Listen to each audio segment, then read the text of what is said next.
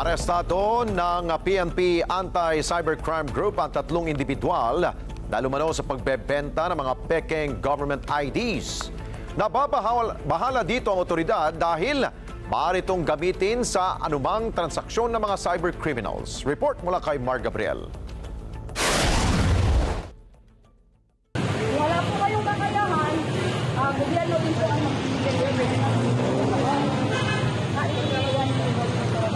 Arestado sa entrapment operation ng PNP Anti-Cybercrime Group ang 19 anyos na babaeng ito sa Novaliches sa Quezon City.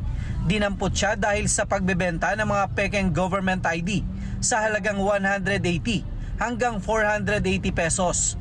Nabawi sa kanya ang ilang pekeng ID gaya ng PhilHealth at TIN ID. Ayon po sa investigation, meron po silang sariling mga gamit sa pagprenta nito, and doon din po kinukuha din nila yung mga pangalan ng mga taong nagpapagawa, and sila din po yung nagtatype and nagpiprint. Depende po sa ID na gustong orderin or bilhin ng mga gustong bumili. Ang sospek tumanggi ng magbigay ng pahayag. Ate, nagbebenta na po kayo ng fake IDs? Wala po.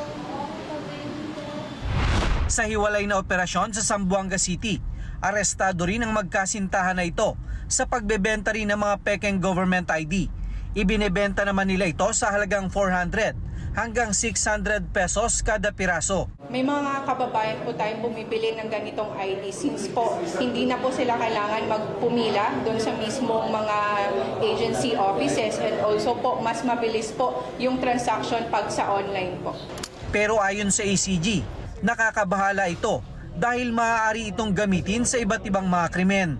Maaaring gamitin po itong mga IDs na ito sa mga fraudulent activities tulad po ng mga online scams. Pwede din pong gamitin ito sa pag-register ng mga SIM cards.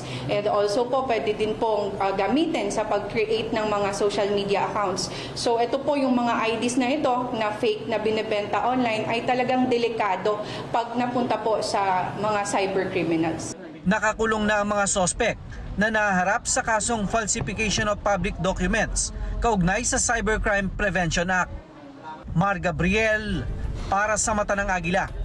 Matatag, matapang, matapat. Maraming salamat sa inyo pong pagsubaybay sa Mata ng Agila Primetime. Para malaman ang matatag, matapang at matapat na mga balita, i-follow lamang at mag-subscribe sa @Net25 TV.